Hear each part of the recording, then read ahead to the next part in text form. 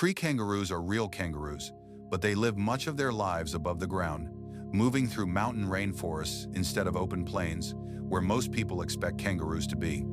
It is a climbing marsupial first, not a plains hopper forced into trees. In New Guinea and northern Australia, they use strong forelimbs, curved claws, and a long tail to handle branches, trunks, and steep forest slopes that would stop most ground kangaroos. Their bodies look different because climbing changes everything. The front legs are powerful, the feet grip well, the hind legs are less built for speed, and the tail helps them balance.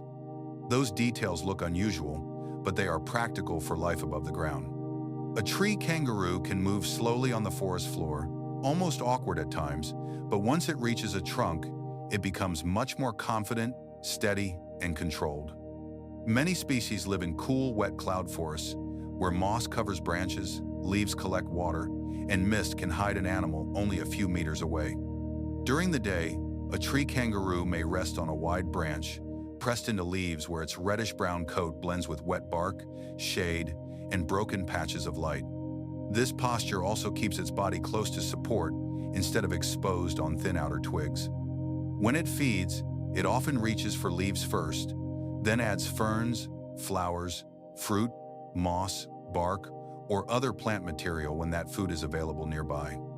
This diet is not flashy, but it fits an animal that spends long hours in trees, saves energy, and does not need to chase prey to survive. Tree kangaroos are usually solitary, so a single adult may move through its area without forming the large groups seen in some ground kangaroos. Their climbing is careful, not frantic. They grip with the front claws, shift their weight, test the next hold, and use the tail as a counterbalance while crossing uneven limbs. The movement can look slow, but each step lowers the risk of a bad slip. To move downward, a tree kangaroo can back down a trunk or make a controlled drop to a lower branch or the forest floor below. That ability matters in steep rainforest, where feeding spots, resting places, and escape routes may all sit at different heights in the same patch of forest. On the ground, they can hop, but their shorter, sturdier build makes them look less smooth than kangaroos built for speed across open land. Still, the ground is part of their world, especially near fallen fruit, young shoots, low vegetation, muddy trails, and narrow gaps between separate trees. In thick forest, they are hard to see, and that helps protect them from danger while they feed, rest, or move between cover. A mother tree kangaroo gives birth to a tiny joey, which crawls into the pouch and continues growing there for many months before it is ready to explore. The pouch keeps the young joey protected while the mother climbs, feeds, and rests. As the joey gets older, it begins looking out from the pouch before testing branches, leaves, and small movements near its mother. This slow start gives the young animal time to build strength, grip, balance, and coordination before life in the canopy becomes more demanding.